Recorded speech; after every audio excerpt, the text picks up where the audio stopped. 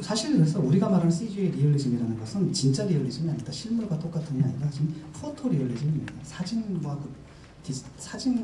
구별할 수 있느냐 그 정도에 불과한 거죠. 홀츠만은 맥락을 따라서 디지털의 본성을 모자이크라고 얘기를 합니다. 불연속으로 파악하는 거죠. 불연속 성향으로 디지털의 본질이 되는 거고, 그렇기 때문에 아날로그 세계와 비교해서 디지털은 늘 결함이 있을 수밖에 없다고 말합니다. 그리고 나아가서는 이 결함, 이것을 미학적 장점으로 전환시키는 것이야말로 중요한 것이다. 디지털 미학의 전략이 되게 된다고 얘기를 합니다. 아마 여러분들이 이제 구체적으로 하면 그 디지털의 모자이크적 성격의 CG 같은 경우에는 질감의 그 플라스틱 또는 금속성 표면과 같은 매끄러움으로 나타납니다. 그래서 초기 이제 애니메이션 같은 경우 디지털 애니메이션의 장난감, 토이스토리라든지 아니면 앤츠, 곤충이라든지 아니면 로봇 이런 식의 금속성 표면을 가진 것이 이제 주인공이 될 수밖에 없던 사람이 거기에 있겠죠. 근데 이것은 뭐 리얼리즘의 한계라고 할 수 있겠지만 또한 장점으로 바꿀 경우에는 예를 들면 카린 라쉬드 같은 사람의 디자인 같은 걸 보세요. 그 표면 아주 그 디지털스러운 표면 같은 것들 새로운 디자인 원리를 사용하고 있습니다. 이런 걸 이제 의미하는 거죠, 이 사람은. 그 플라스틱처럼 매끄러운 디자인의 질감, 디지털의 질감은 리얼리즘을 위해서는 치명적일지 모르지만 경우에 따라 생각에 오히려 새로운 취향을 낳을 수 있다는 거죠. 그래서 홀츠만은 그 회화를 평면으로 되돌린 이제 스텔라를 거론하면서 디지털 예술도 아날로그 세계의 재현에 몰두하기보다는 자기 자신의 매체성에 대한 탐구로 나가야 한다고 주장합니다. 아날로그 흉내를 내기보다는 웹이나 네트 아트 또는 프랙탈 아트 또는 인공생명 아트 이런 것처럼 또는 그 현실을 재현할 경우에는 정말 현실과 구별 안 되는 것이 아니라 뚜렷이 구별되면서 자기 고유의 디지털스러운 느낌이 나는 그런 이미지들을 이런 식으로 오로지 디지털로만 탐색이 가능한 영역을 개척해야 한다는 거죠. 플루스의 것과 대립되는 이 이미지 전략을 우리는 이제 디지털 모더니즘이라고 부를 수 있을 겁니다. 홀츠만은 뉴 미디어가 머지않아서 올드 미디어를 몰아내고 그것을 완전히 교체해버릴 거라고 믿습니다. 그렇게 보입니다. 따라서 디지털 시대에 중요한 것은 아직 탐구되지 않은 이 디지털인 새로운 매체, 그 매체에 어떤 잠재성이 들어있는지 그걸 다 풀어서 열어 보여주는 것, 게시하는 것, 하이데거 말대로 이것이 중요하다는 거죠. 따라서 디지털 예술은 다른 어떤 것보다도 바로 자기 자신의 잠재성의 탐구를 성찰의 주제로 삼아야 한다고 보는 겁니다. 마치 그 현대 회화가 자연에 대한 탐구를 포기하고 회화 자체에 대한 탐구, 즉 현과 세계에 대한 탐구로 돌아섰던 것과 마찬가지겠죠. 그래서 홀츠만이 보기에 디지털 매체를 아날로그 세계를 재현하는 데 사용하는 것은, 즉 디지털을 가지고 아날로그를 흉내내는 것은 시간을 뒤로 돌리는 역사적 퇴행일 뿐입니다. 항상 모더니스트는 진보 성향을 갖고 있기 때문에 The new is always the better. 새로운 것이 아니라 항상 더 좋은 것이다. 그래서 과거로 낡은 것을 회귀하는 것은 반동이라고 보는 경향이 있죠. 그래서 디지털 모더니스트는 이 홀츠만 같은 경우는 독자를 향해서 뒤를 돌아보지 말라고 잘라서 말합니다. 아날로그 세계로 돌아가지 말라는 거죠. 이렇게 아날로그와 디지털을 날카롭게 대립시키는 홀츠만의 모더니즘은 물론 당시 기술적 조건과 관련이 있을 겁니다. 왜냐하면 그 책 디지털 모자이크가 출간된 90년대 초반은 바로 PC의 대중화, 월드와이드 웹과 더불어서 본격적으로 디지털 시대가 열리던 시절이었습니다. 이렇게 올드미디어와 대결하면서 디지털이 서서히 탄생하던 시점, 관철되던 시점에 당연히 디지털 자체가 무엇인지 자기 정체성을 묻는 그런 것들이 이제 의미를 갖게 되겠죠. 근데 오늘날 같은 경우는 모든 것이 사실 다 디지털화가 되어버렸습니다. 이럴 경우에는 디지털 매체의 변별성에 대한 의식이 외려 사라지는 거죠. 왜냐하면 디지털 아닌 게 없을 정도가 되어버렸기 때문에. 그래서 심지어는 어느 정도냐면 오늘날 지금 미디어에 들어온 사람들은 들어오는 아이들 같은 경우는 태어날 때부터 디지털을 접하고 태어났어요. 우리 같은 경우는 아날로그 매체와 디지털의 싸움을 받지만 전혀 그걸 보지 못하고 온 경우가 있습니다. 그래서 오늘날 미디어 아티스트들도 더 이상 디지털과 아날로그를 이렇게 날카롭게 대립시키거나 그러지는 않습니다.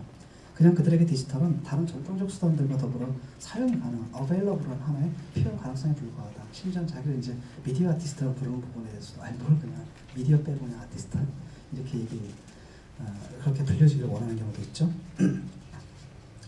홀츠만에 따르면은 예를 들어서 아날로그 사무실의 외형을 차용한 윈도우 오피스의 디자인은 아날로그에서 디지털로 넘어가는 과도기 현상입니다.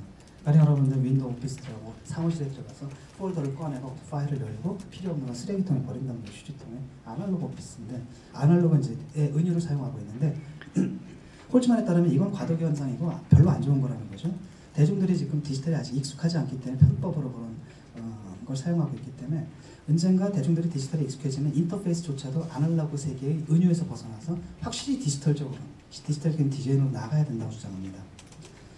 그러니까 볼트와 그루신이 바로 여기에 이제 비판을 하는 거죠. 리메디에이션이라는 책에서. 이 사람은 홀츠만이 미디어의 발전 방향 또는 그 발전의 그 법칙을 오해하고 있다고 주장합니다. 미디어의 발전은 뉴미디어가 낡은 미디어를 몰아내고 그 자리를 차지하는 그런 식으로 이루어지는 게 아니라 외려 양자가 공존하면서 서로 상대 전략을 차용하는 이른바 리메디에이션, 재매개 방식으로 이루어진다는 거죠. 따라 그렇게 볼 경우 윈도우 오피스의 아날로그 의미는 과도기적 현상이 아니라 미디어 발전의 보편적 현상이라고 볼 수가 있겠죠. 환영주의에 대한 모더니스트의 거부감은 그 홀츠만의 이제 환영주의에 대한 그 거부감 같은 경우는 가상을 현실로 착각하게 만드는 투명한 비매개, 그 이미디어시의 몰입 효과에 대한 비판입니다.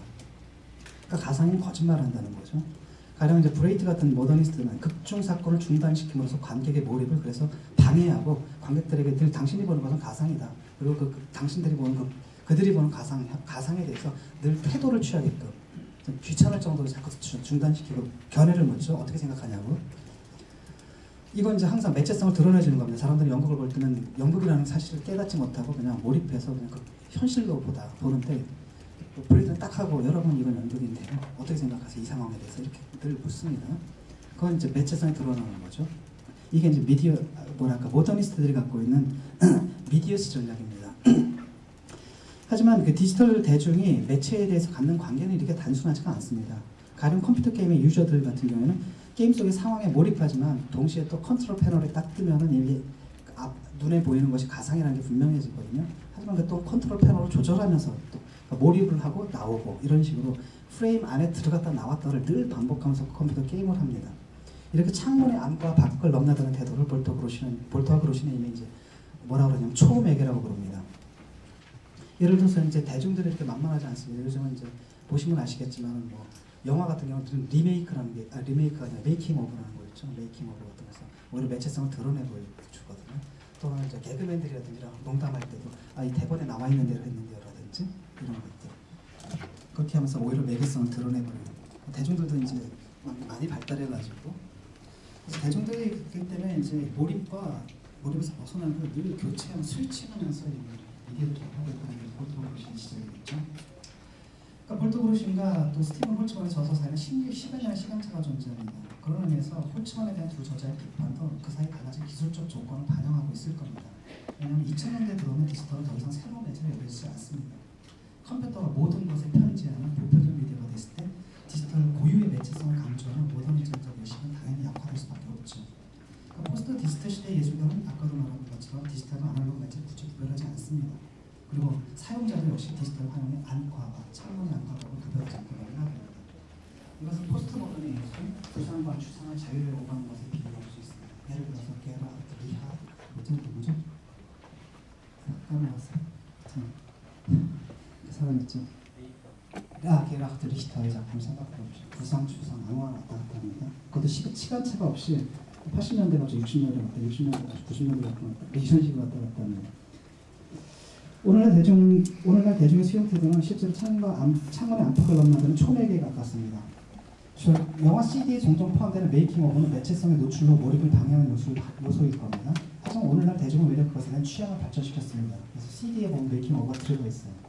어떻게 보면 이것은 몰입과 각성의 하지만 어떻게 보면 이것은 몰입과 각성의 스위치가 아닐지도 모릅니다. 그것은 몰입의 또 다른 메타적 차원일 수도 있다는 거죠.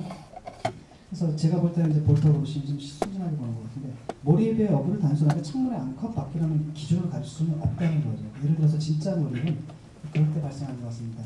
배우가 아까 그 개그맨이 여기 대본에 나와 있는 대로 했는데요 라고 했던 거 그런 것조차도 사실 대본일 수가 있다는 거예요.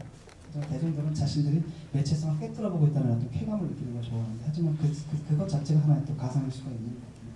그러니까 대중 매체도 상당히 몰입의 전략이라는데 단순하지 않고 굉장히 복잡화되어 가는 거라는 거죠. 그래서 그것은 몰입의 메타적 차원이라고 볼 수도 있습니다.